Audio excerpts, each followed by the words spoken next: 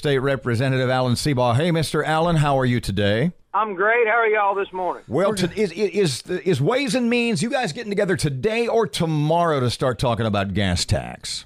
We're getting together today and tomorrow, but the gas tax is up tomorrow. Okay. So at some point, somebody, I would reckon a Democrat, is going to stand up and say in this committee, now that we're all here, I have this awesome idea that there's no doubt everybody's going to love. Is that pretty much how it's going to go? Except the person bringing the bill is a Republican. What? Wait a minute. Tell me about that. Well, this is a bill that's actually being pushed really hard by the construction industry, the general contractors, engineers, those types of people who really want investment in road projects because they want to do the road projects.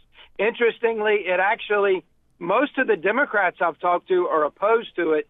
The support is on the Republican side, mostly generated, geographically around the Baton Rouge area, which is the biggest problem the bill has with passing. Most people outside of the Baton Rouge area see this as a power and money grab by Baton Rouge. And if you're not in Baton Rouge, then, the general feeling is if it passes, Shreveport-Bossier is probably not going to get much, which is one of the main reasons I'm a no. Now, you just said the biggest reason it may not pass. You said the biggest reason it may not pass is because it's sort of a geographical bill. So I'm wrong to say the biggest reason it might not pass is because it's going to take money from the citizens of Louisiana? No, what's going to happen. The politics of this bill are interesting because I believe the Democrats are going to decide whether it passes or not because it's got Republican support and it's got Republican opposition. And the committee is about 1/3 Democrats and about 2/3 Republican. So I think you're going to have probably an even split among the Republican delegation, and whichever way the Democrats go is going to decide whether it passes or fails. I don't think if it does get out of committee, I don't think there's any chance that it passes off the House floor because it'll require 70 votes, and I don't think there's any way that it gets there. The House bill is the House bill for 17 cents a gallon? I believe that's correct. Are you for maybe a nickel, Alan? We need some money for roads.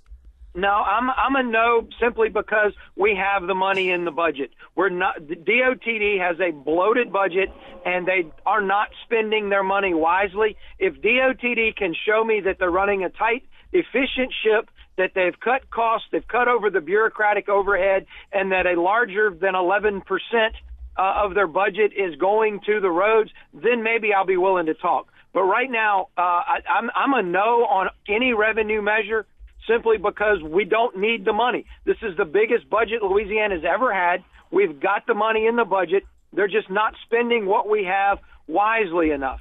Alan, y'all, go ahead. No, I was going to say, if you are correct, and I suspect you are, that the gas tax increase, that there's no way it can pass on the House floor, for all intents and purposes, then isn't the whole Ways and Means Committee, the introduction, et cetera, isn't that for all intents and purposes just ceremonial? What's the point? Well, it's got to pass out of the Ways and Means Committee. You played a clip a few minutes ago from Jim Beam, a columnist from Lake Charles area, saying that the committee hasn't done anything yet and that we've killed a lot of good legislation. That's bunk. Jim stopped being able to understand what was going on in Baton Rouge years ago. We've killed a lot of bad legislation. That's doing something. And we have not killed any good bills yet. We've killed some bad bills and we've passed some good bills to the floor. But when Jim says, and when you hear people say the committee hadn't done anything, the committee's done a lot. We've killed a lot of really bad tax increase bills. Let me ask you this, Alan. I'm very happy to be a part of that. Let me ask you this, because everybody wants that new bridge in Baton Rouge, everybody that travels down there, but of course everybody also knows it's the top priority. If any gas tax passes at all, and you said we're not going to get much of the money, is the Jimmy Davis Bridge ever going to happen here? Ever, yeah. I believe it probably will, but, not this year, not next year. I mean, the bottom line is the DOTD and the state of Louisiana has to get its fiscal house in order.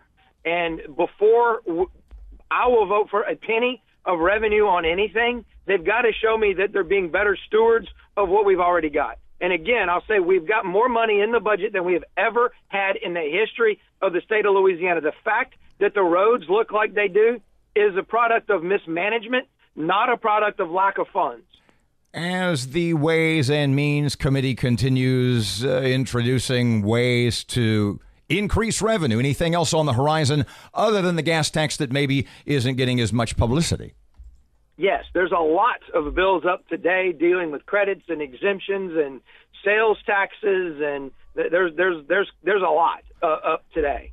In fact, I think there are more bills up today than we're going to be able to get to, which has me a little concerned about tomorrow, to be honest with you. But they're basically they threw everything else that we haven't already considered is on the docket today. So it's going to be a really, really long day. I expect to be there. We were supposed to go on the floor at 3 o'clock. I expect the committee to be in from 9:30 to 3. And then maybe come back after adjournment. I mean, it's going to be a long day. Those Republicans that are pushing a gas tax, you're saying that they have buddies who want the contracts. That's pretty much what you're telling us today.